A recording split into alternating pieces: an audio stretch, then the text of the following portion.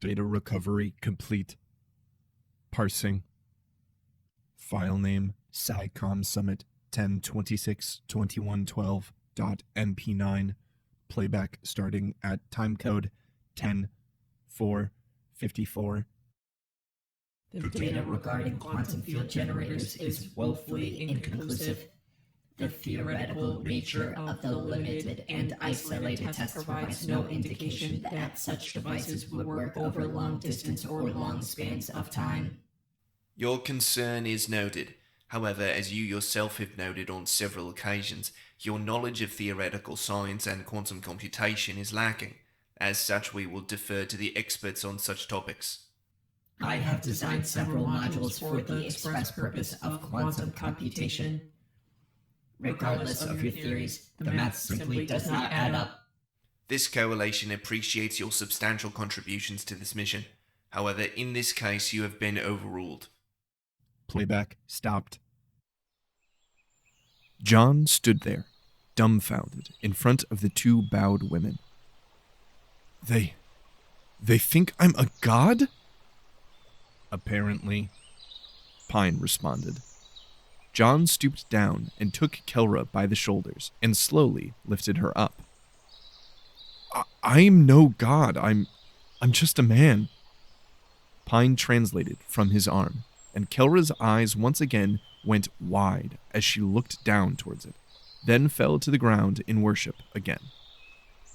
Humans historically are able to create gods out of the most interesting things. I suppose logic has never been humanity's strongest talent, Pine said in a condescending tone. Well, we made you, didn't we? John asked. Pine waited several seconds before responding. No, IAM made me. Oh, right. John looked down at the two women bowed prone before him. How long do you think they're going to stay like that? John reached out and laid a hand on Kelra's shoulder again. She hesitantly looked up and met his eyes. John saw fear. He smiled, trying to comfort her. He spoke in a gentle, reassuring tone. It's okay. I'm not going to hurt you. For a second, the fear in her face fell away. Then Pine interpreted what he had said, and once again she cowered and put her face to the warm stone below. And she's back to worshipping you again.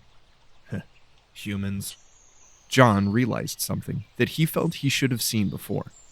Why would this woman worship another human, regardless of the unusual circumstances of his arrival? Pine? Yes, John. I don't think it's me that they're worshipping. Oh, really? Oh dear. Pine's form appeared on the ground, projected from John's wrist, and began speaking in the local tongue. A translation of what he was saying spoke through John's bone conduction speakers. We are very disoriented due to our arrival. Could you please bring us to your village or city? At the word city, Kelra's eyes shot up to look at Pine's image. Then they slowly fell to the ground again, and she spoke in a revered tone, words that Pine translated as yes. Both women hesitantly stood up, still obviously confused and wary of the whole situation. As Kelra stood, the other, taller woman pulled her by the arm off to the side, where she spoke in a hushed tone in their strange language. Can you make out what they're saying? John asked. Translating now. Kelra glared at her sister in shock as she was pulled away from the face of divinity. Maine spoke in a low, conspiratorial tone. What are you doing? You can't just bring them back to our village. And you certainly can't bring them back to the city. Kelra's mind was still racing after witnessing the true form of one of the servants of their old god. Would you have me deny the request of a god? Kelra asked in disbelief. Maine closed her eyes in contemplation, then spoke deliberately. Our gods abandon us, Kel, and we have no idea who or what that thing is. I know what it feels like. but we have to be cautious about this. The priest of the new gods. I don't care what the priests of the new gods say. What have their new gods done for us? Kelra interrupted. This is something real, Maine. Maine sighed in indignation, then continued. The priests of the new gods are dangerous, Kel. You know as well as I do that they've been trying to scrub out any trace of the old gods. What do you think they're going to do if you bring what appears to be one of them into the heart of the village? It was a good question. Kelra knew it was, but she didn't care. If this truly was one of their long-lost gods, or at the very least an aspect of it, then what could the other priests do about it? This was a divine encounter, and she could not simply ignore that. We'll be careful, She said. We can sneak him into the village tonight, then we can figure things out tomorrow. Other than his hair, he doesn't look too different from someone from the northern villages.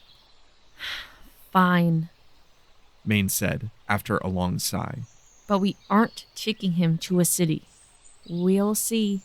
Let's just get him back to the village, okay? Okay. Maine finally agreed. They turned back and walked towards their divine guest. Pine finished translating what the women were saying. He had mentioned that his translation to English wouldn't necessarily be 100% accurate, but John was able to understand the gist. Now he was even more confused than before. Old and new gods? Fanatical priests? Just what kind of weird situation did he fall into? Kelra approached and began to speak as Pine translated her words into English through his bone conduction speakers, switching his vocoder to imitate her voice. Neat trick. We will bring you to our village, then we will discuss what to do next tomorrow.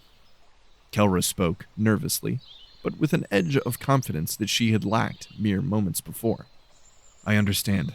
Thank you very much. Pine translated these words, but switched his voice to imitate John instead. It was a surreal experience to hear his own voice speaking an alien language, but hopefully that would help the girls feel more comfortable talking to what they considered divinity. Kelra bowed her head in respect, and the other did the same, albeit with a much more begrudged posture. It seemed to John that despite her apparent reverence, she didn't trust him, which was fully reasonable in John's estimation. If he had lived in a primitive society and an alien fell from the sky, looking to be the same species and speaking in his own language, he figured he would be skeptical as well. The two girls began to descend the hillside to the cliff where they were standing, and towards the deep grain jungle beneath them. John looked back towards the cliff where he had almost died, took a deep breath, and then followed after the two girls.